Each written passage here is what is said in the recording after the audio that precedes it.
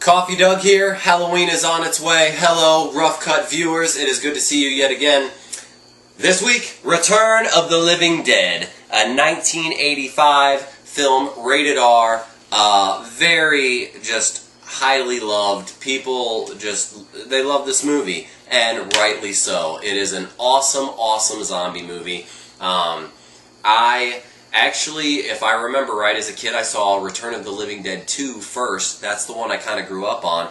But I know I didn't think I had seen this until I rewatched it this fall season, just recently, and loved it. Yet again, I loved it, and I remembered seeing it as a kid. I remembered classic scenes. Basic plot: two bumbling medical warehouse workers open up a toxic waste thing that releases the zombie virus. Classic, everybody knows the thing, you know, they know how it is.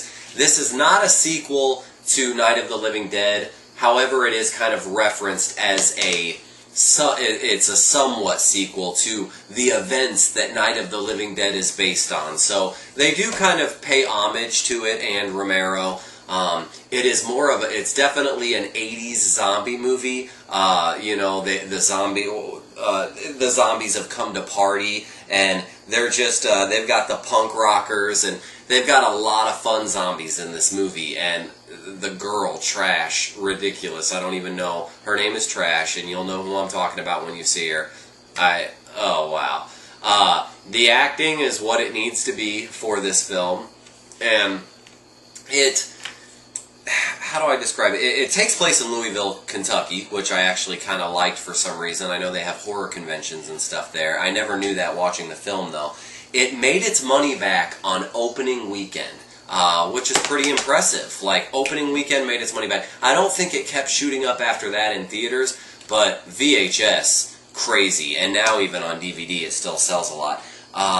It was directed by Dan O'Banion, who's also a big writer. I think there's only 2 movies. This is one of 2 movies that he's directed, but he's more of a writer, and he wrote a lot of the Alien stuff, especially Alien vs. Predator, and some other things that you know. So, really good writer, and definitely a good director for this film.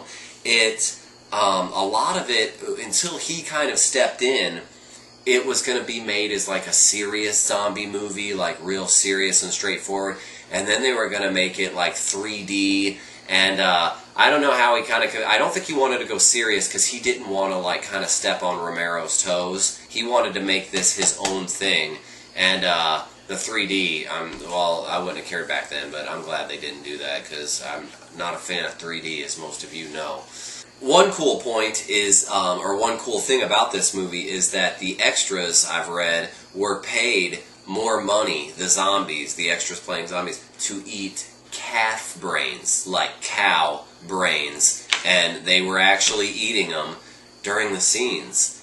And, I mean, you know, with Blended, I've had some nasty shit, but calf brains? Is that even safe? Like, can you just eat a calf brain? Do they cook it first? I don't know. I don't know what the protocol was for that, but kind of weird. And apparently the director ate some himself first, so that, you know, because he didn't want to make the extras do anything that he wouldn't do.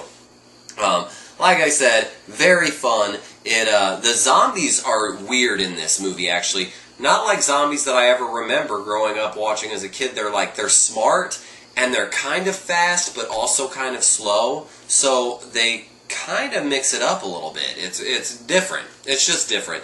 You need to just, with this movie, pop open a beer, have a few friends or whatever, make fun of it, laugh at it, you know, take it as a serious zombie movie if you want, whatever you want to do. It's just a lot of fun. It's just such a classic. I can't say enough good stuff about it. This DVD had quite a few cool special features, and the commentary from the director and writer, stuff like that, 1 hour and 30 minutes. One funny part about this is I was watching this in my living room, and Pancake Hat actually gave me this film. He just gave it to me because he was done with it, and I'd always wanted it, and he gave it to me. So what a nice guy. But as we were watching it in the dark, my girlfriend and I, in the living room, he snuck up the stairs from the basement. He happened to be in my house hanging out, and he was hanging out with Water Pipe, and he came up behind me and said, "Brains." And he did that, and I don't know why, but it scared the ever-living shit out of us. It was terrifying. Like, I forgot he was in the house. I didn't think of anybody in the house. It's just dark. You're watching this movie, and this guy's creeping around a warehouse looking for a zombie that got loose or something. But just to hear that in your ear when you know that there's nobody else in the house with you, or I thought I knew, very scary. So here's to you, Pancake Hat, for giving me a good scare. This is actually a drink he made. So yes, watch Return of the Living Dead. I will be also watching Part 2 and 3 down the road and probably reviewing those. I'm not even going to talk about 4 and 5 because there are no 4 and 5 for Return of the Living Dead. They don't exist. I hope you all have a wonderful Halloween. And always write me, keep in touch with me. Let me know what's going on with you and what movies you're liking and what I should be watching. Until next week, rough cuts. Coffee Doug.